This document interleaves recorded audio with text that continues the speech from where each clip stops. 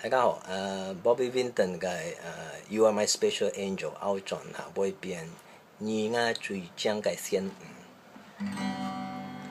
先，先你我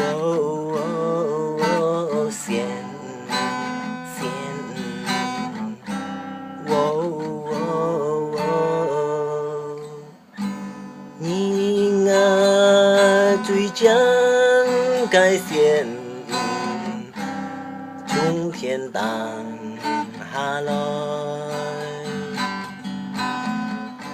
上帝天堂最相愛送家，先本愛愛，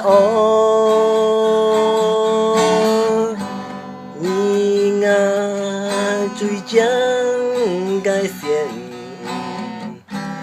天堂的下來。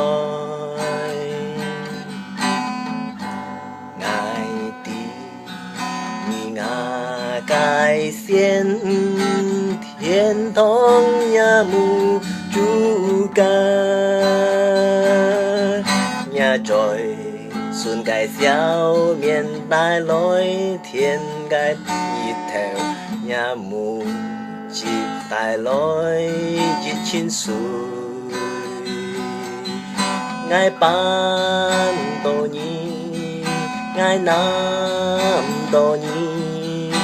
下愛翻到天堂，你我最將嘅先，見下到尊長，愛就我最將嘅先。你里照顧我 Angel Angel Angel Angel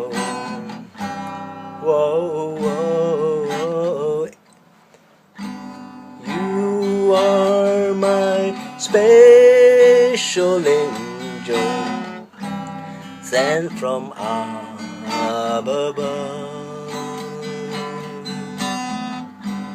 The Lord smiled down on me and sent an angel to love.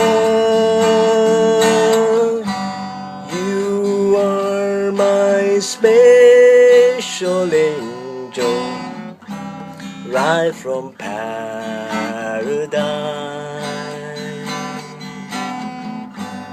I know that you're an angel, heaven is in your eyes.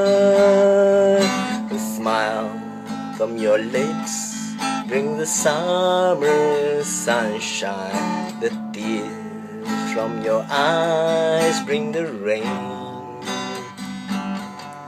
I feel your touch, your warm embrace, and now I'm in heaven again. 你我最將嘅先，見下到尊長。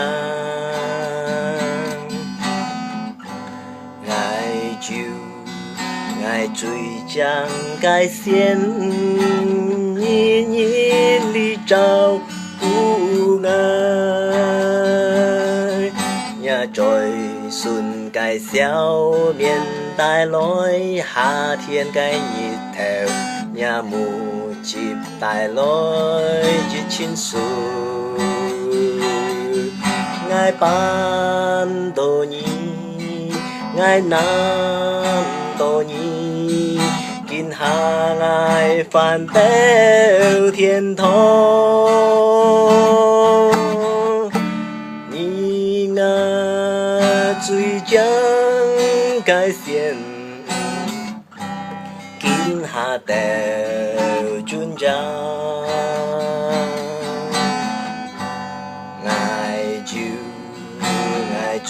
像该先日日里照顾我，爱就爱最像该先日日里照顾。